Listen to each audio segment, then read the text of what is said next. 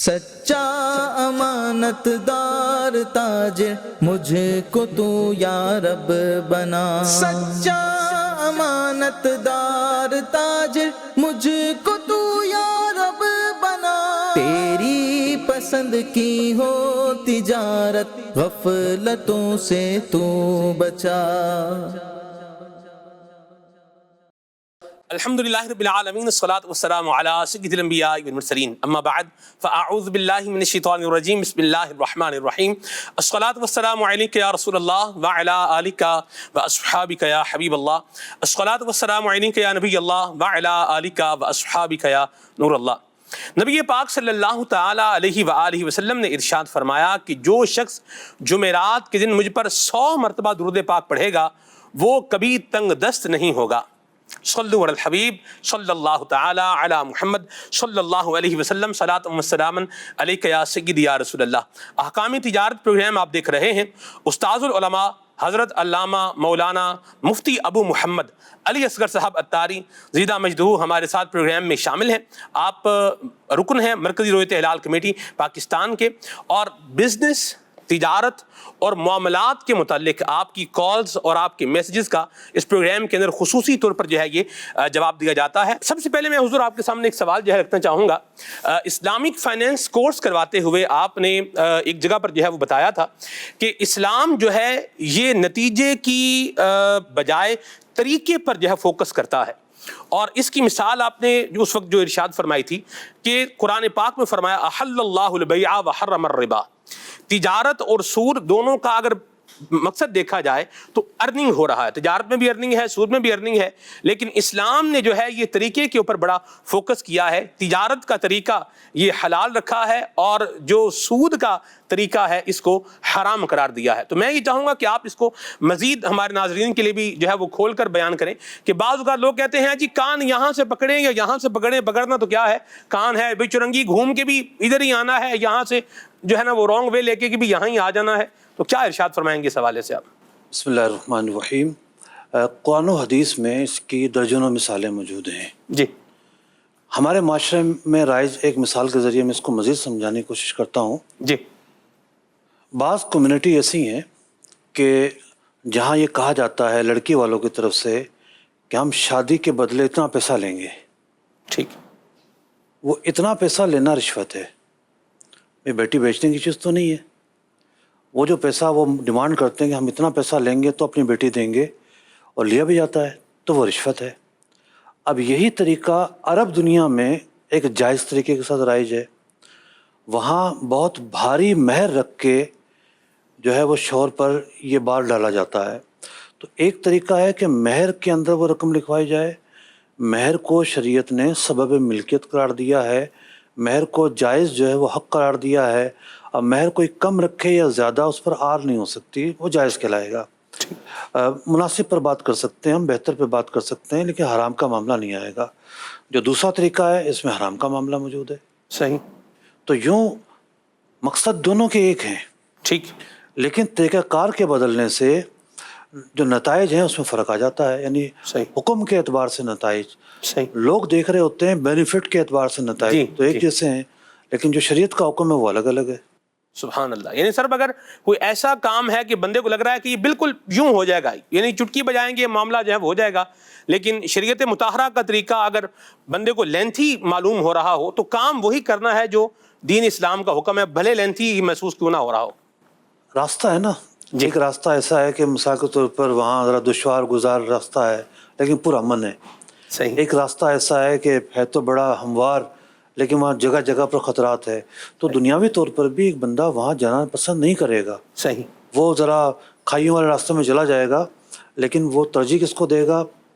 جو پیس ٹریک ہے اس کو ترجیح دے گا، سیف ٹریک ہے اس کو ترجیح دے گا۔ تو یہی معاملہ شریعت کی تعلیمات کا ہے کہ شریعت نے حدود بیان کر دی ہیں، جگہ جگہ پر قرآن پاک نے فرمایا گیا کہ اللہ تعالیٰ نے حدود بیان کر دی ہیں، حدیں مقرر کر کے حلال و حرام کے درمیان ایک لکیر کھینچ دی گئی ہے۔ تو مسلمان کو اس کا خیال رکھنا ضروری ہے۔ سبحان اللہ۔ جب پھر احادیث مبارکہ میں اس کی بہت ساری مثالیں موجود ہیں۔ مثال کے طور پر ایک صحابی رضی اللہ تعالیٰ عنہ کھجوریں لے کر بارگاہ رسالت میں حاضر ہوئے۔ عمدہ قسم کی کھجوریں تھیں۔ تو آپ صلی اللہ علیہ وسلم نے ان سے دریافت کیا تو انہوں نے عرض کیا کہ میرے پاس کچھ غیر عمدہ کھجوریں تھیں، میں نے ان کھجوروں کے بدلے یہ عمدہ کھجوریں خرید لیں۔ نتیجہ کیا ہے؟ ان کے پاس عمدہ کھجوریں ہیں، لیکن یہ جو طریقہ انہوں نے اختیار کیا یہ جائز نہیں تھا۔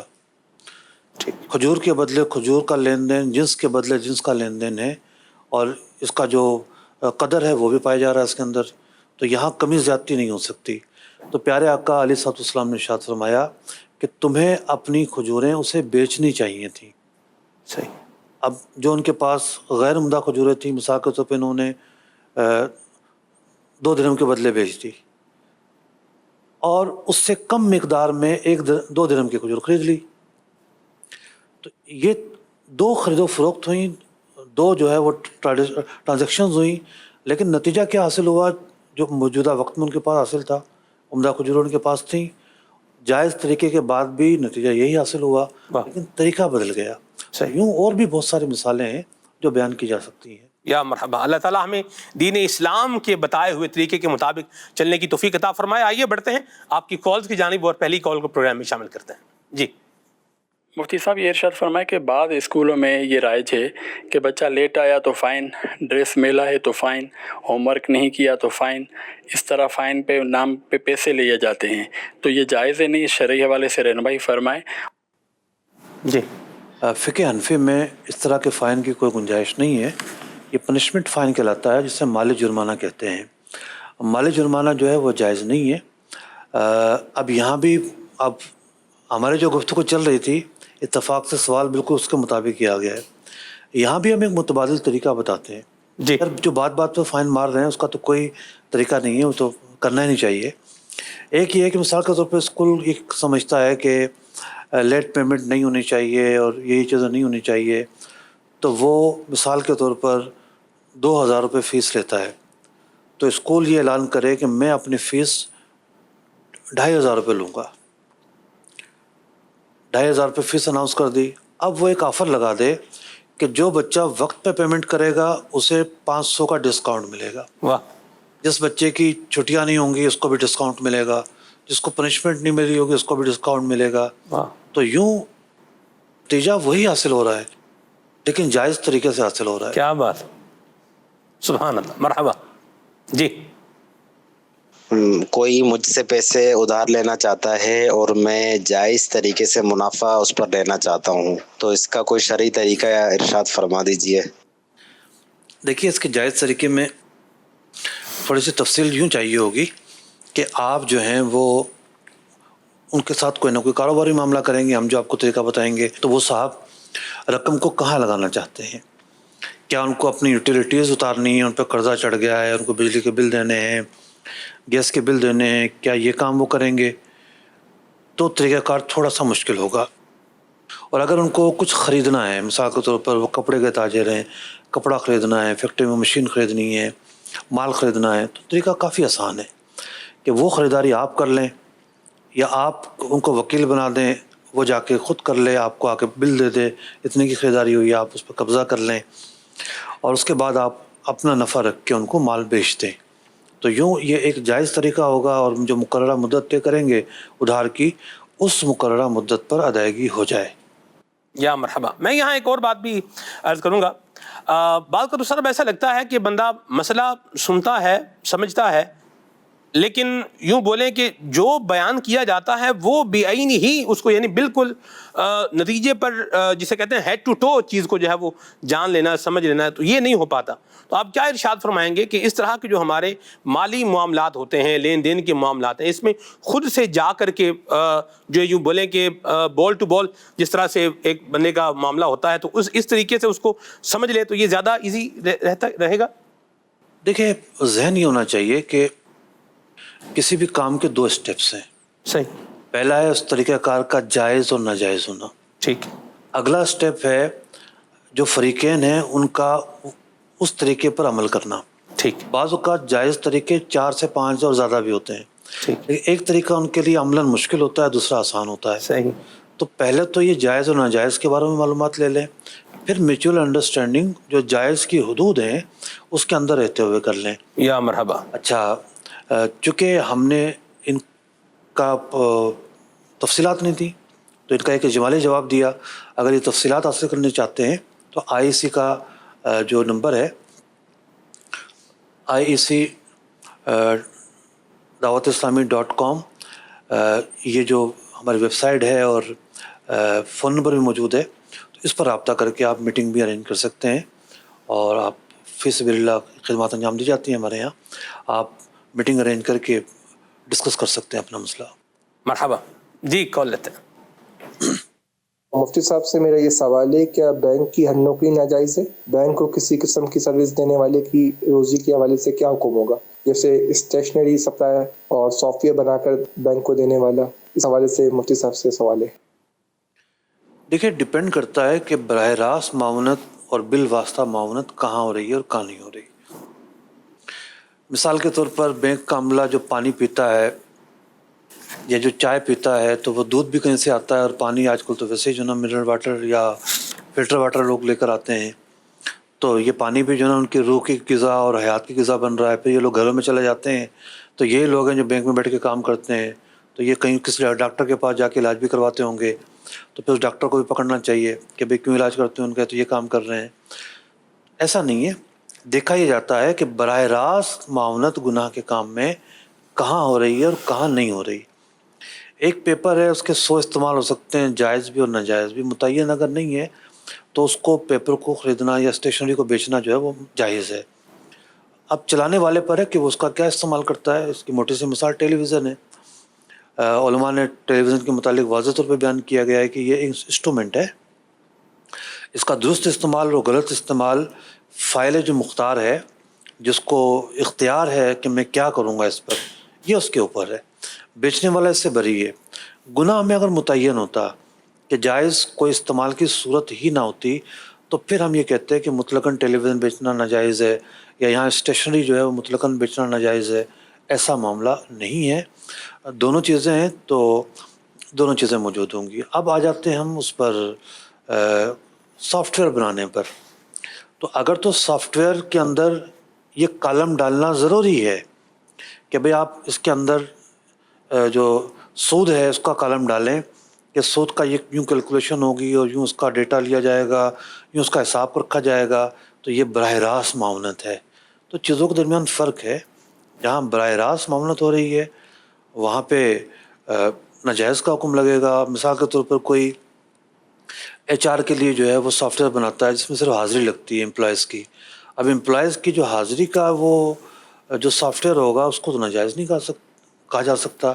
وہ ایک جنرل سافٹ ویئر ہوگا جو کوئی بھی یوز کر سکتا ہے، یہ بینک کرے یا کوئی بھی ادارہ کرے. تو یوں دیکھا جاتا ہے کہ کہاں گناہ متعین ہے اور کہاں گناہ متعین نہیں ہے. ٹھیک ہے جی کون. میرا مفتی صاحب سے سوال ہے، ہمارے علاقے میں ایک مسجد پہلے سے تھی، اس مسجد کی جگہ کم تھی، ہم نے اس مسجد کو شہید کر کے ایک اور جگہ خریدی اور مسجد کو بڑھا دیا. اب جو پرانی مسجد ہے وہ روڈ کے ساتھ ہے، تو کیا اس مسجد کی جگہ پہ فرنٹ پہ ہم کچھ دکانیں بنا سکتے ہیں جس کے کرائے سے مسجد کے اخراجات نکلتے ہوں؟ جی حضور. ان کے سوال سے ایسا لگ رہا ہے کہ انہوں نے پرانی جگہ بالکل چھوڑ دی ہے. تو جو جگہ ایک دفعہ مسجد بن جائے زمین پر تو وہ قیامت تک کے لیے مسجد رہتی ہے. صحیح. اس جگہ کو ترک کر دینا مسجد کو ویران کرنا ہے.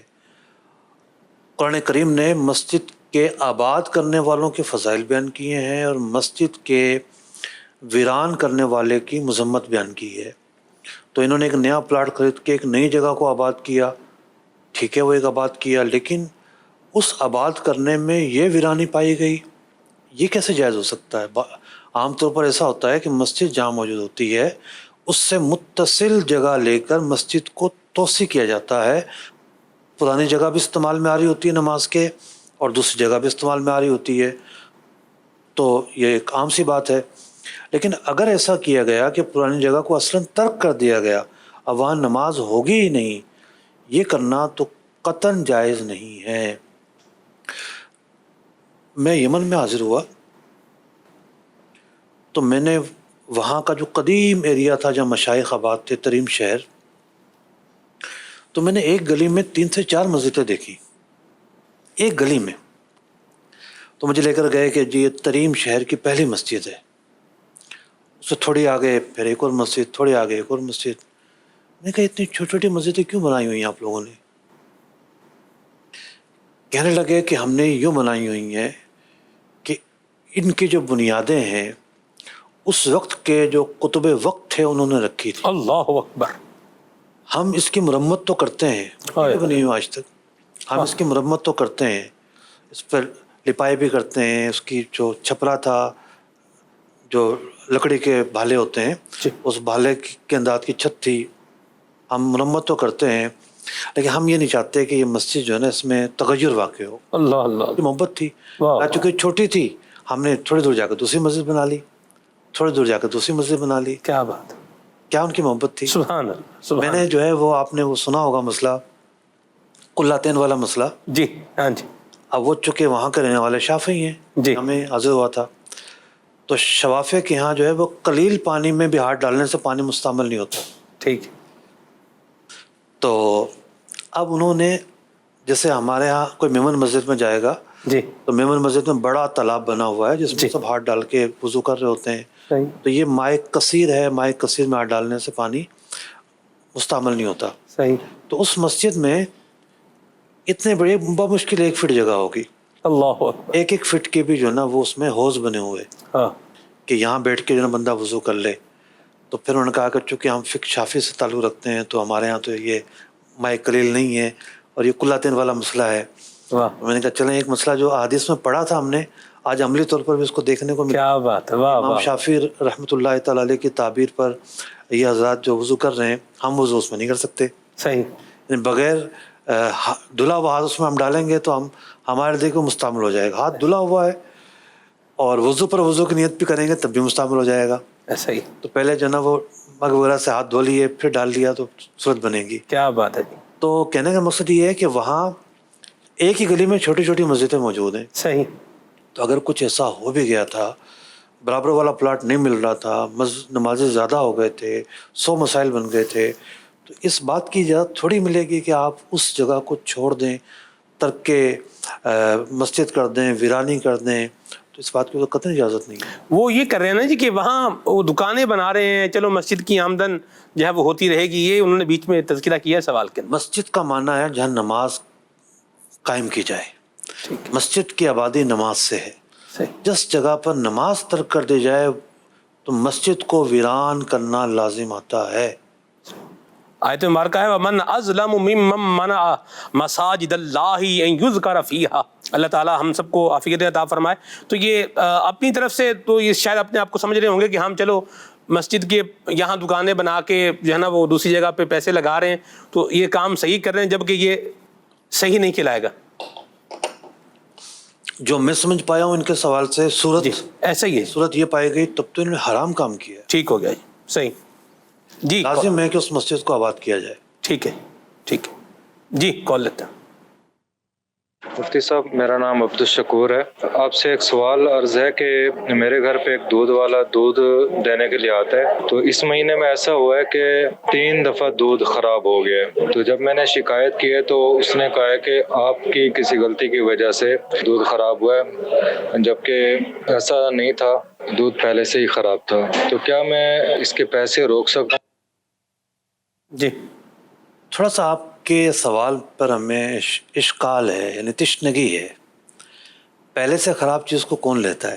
دودھ جو نا وہ بند ڈبے میں تو دیا نہیں جاتا, کھلا دودھ دیا جاتا ہے. تو دودھ جب آپ ایکسیپٹ کر رہے ہیں تو آپ خراب ہوتا تو واپس کر دیتے, آپ لیتے ہی نا. تو ایسا لگتا ہے کہ بعض اوقات دودھ خراب ہونے کی مختلف وجوہات ہوتی ہیں.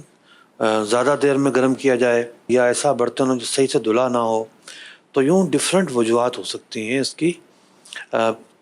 آپ یہ تعین کریں نا پہلے کہ قصور اسی کا ہے. اگر متعین نہیں ہو رہا تو دودھ کی کوئی زیادہ قیمت نہیں ہوتی. دیکھیں سر اب ایک وجہ میں جی جی زیادہ قیمت نہیں ہوتی, 500 روپے کا ہوگا. اب آپ ذرا سپوز کریں 500 روپے کا آپ دعویٰ کریں دوسرے پر اور بغیر ثبوت کے دعویٰ کریں. ایک تو یہ نا آپ کو پورا شرح صدر حاصل ہو گیا ہے اور آپ کے سامنے حقائق ہیں کہ میرا دعویٰ ٹھیک ہے, پھر تو آپ دعویٰ کریں گے, اس میں کوئی شک نہیں ہے. لیکن جب آپ کے پاس پوری طرح سے صورتحال واضح نہ ہو ان ہاؤس جو ہے نا پرابلمس وہ بھی ہو سکتی ہوں، تو پھر جو ہے نا آپ دعویٰ کیسے کریں گے؟ جی آپ کچھ فرما رہے تھے. مجھے سر ایک یوں تجربہ ہوا اس طرح کا، ایک یعنی ہمیں بھی ہوا. تو مجھے یوں لگتا ہے کہ جیسے دودھ جو ہے نا پہلے تھیلیوں میں بند کرتے ہیں، تھیلیوں میں پیک کرتے ہیں، یعنی مین وہ جو انہوں نے اپنا رکھا ہوتا ہے برتن، اس میں سے تھیلیوں میں بھرتے ہیں اور اس کو رکھتے رہتے ہیں، اور پھر ایک برتن میں اس کو رکھتے ہیں. اس کے بعد پھر اس کو جو مختلف ڈسٹریبیوٹر ہیں ان کو جو ہے وہ دیتے ہیں اور وہ لے کے جاتے ہیں. تو گرمی کا موسم ہو، اچھا وہ چونکہ ایسی تھیلی میں لپٹا ہوا ہوتا ہے کہ جو مطلب یوں بولیں وائٹ رنگ کی ہوتی ہے یا دوسرے رنگ کی ہوتی ہے.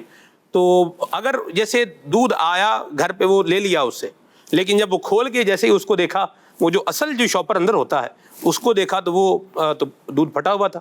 ایسی صورتحال میں کیا کریں؟ دیر کے بعد دیکھا، یہ بھی ایک سوال ہے نا جی کہ کتنے دیر کے بعد دیکھا. مثال کے طور پر 2-3 گھنٹے پڑا رہا ہے وہ اسی طرح، ٹھیک ہے، اور فریج میں بھی نہیں رکھا. ایک سوال یہ ہے. دوسرا یہ ہے کہ سب جگہوں پہ یہ طریقہ نہیں ہے. ٹھیک. بہت ساری جگہوں پہ یہ طریقہ ہے کہ ڈول کے اندر وہ کھلا دودھ ڈال کے اس میں برف ڈلا ہوتا ہے، گھوم رہا ہوتا ہے، گھر گھر جاتا ہے، اور جو شخص بھی آتا ہے اس کے گھر سے برتن جو آتا ہے اس میں وہ ڈال دیتا ہے. یہ بھی ایک طریقہ ہے. یہ بھی ہے بالکل. اور دکان والے تھیلی میں ڈال کے دیتے ہیں. جی ٹھیک ہو گیا، صحیح ہو گیا. کال لیتے ہیں. سرکاری ملازمین سے جی پی فنڈ کاٹی جاتی ہے، حالانکہ وہ حکومت ہی کاٹ لیتی ہے، اور پھر اس پر سالانہ منافع لگاتے ہیں. اس کے بارے میں آپ کا کیا خیال ہے، یہ جائز ہے یا ناجائز ہے؟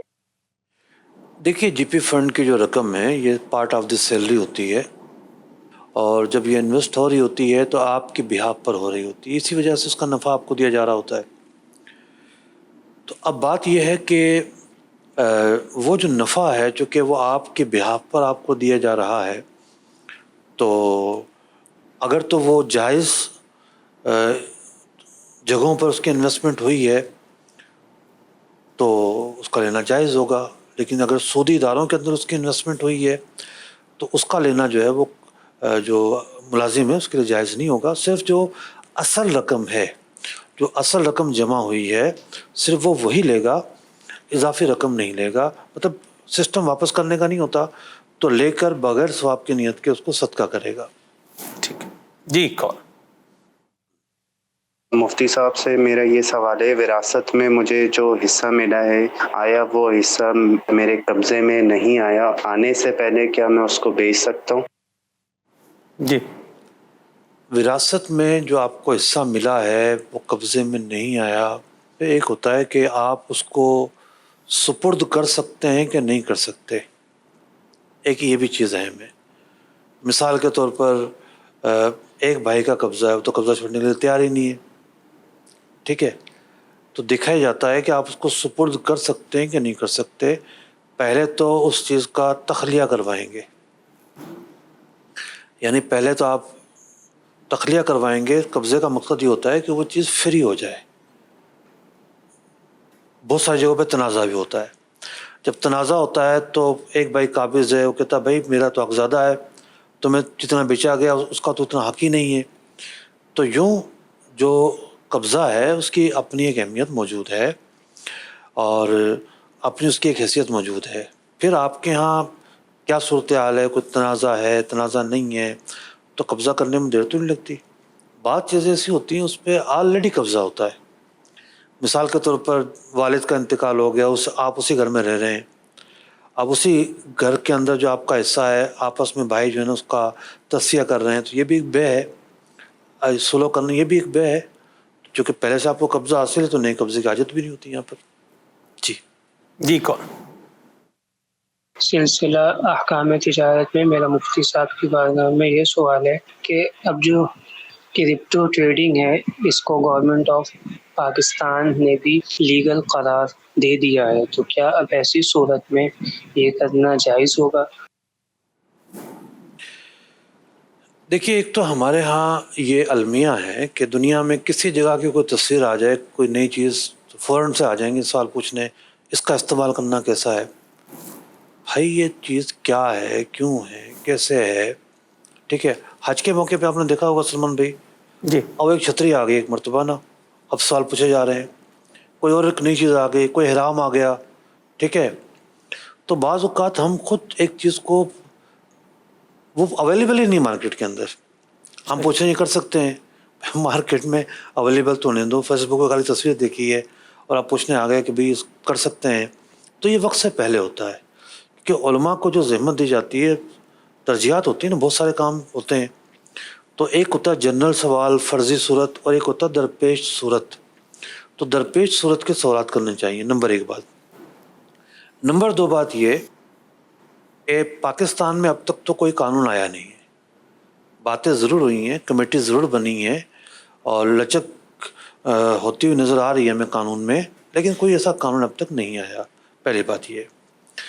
دوسری بات یہ ہے کہ کتنے ہی ایسے ملک ہیں جہاں شراب بیچنے پر کوئی قانونی ممانعت نہیں ہے.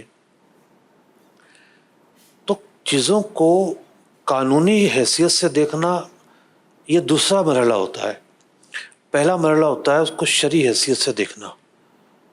تو علماء نے اگر اس سے اتفاق نہیں کیا, عدم جواز کا فتویٰ دیا ہے, تو ان کے پیش نظر قانونی حیثیت تھی یا شرعی حیثیت تھی؟ قانونی حیثیت تو نہیں تھی, شرعی حیثیت تھی.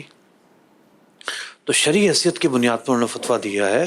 تو وہ شرعی حیثیت اگر آج بھی برقرار ہے اور قانون میں روا ہونے کے بعد بھی برقرار رہتی ہے. اب نوٹ کا مسئلہ آیا, تو نوٹ کا مسئلہ آیا تو اعلیٰ حضرت علماء نے فتویٰ لکھا, تحقیق کی پوری, تو قانون نے تو الاؤ کر دیا تھا, پھر تحقیق کرنے کی حاجت تھی. تو دیکھنا ہی ہوتا ہے کہ شرعی جو ضابطے ہیں, شرعی جو طریقے ہیں, ان کی روح سے ایک چیز کا کیا حکم ہے. تو وہ تو کل بھی وہ سوال قائم تھا اور آج بھی سوال قائم ہے. جی کون؟ میں لانڈی باور مارکیٹ میں جنریٹر سروس پرووائڈ کرتا ہوں. مفتی صاحب سے میرا یہ سوال ہے, لائٹ نہ جانے کی اور جانے کی صورت میں پہلے ہم فکس سے اس کے مہینہ 2000 روپے مہینہ لیتے تھے منتھلی, اب یہ لینا فکس کی صورت میں یہ لینا جائز ہے ناجائز ہے, بارے میں رہنمائی فرما دیجیے.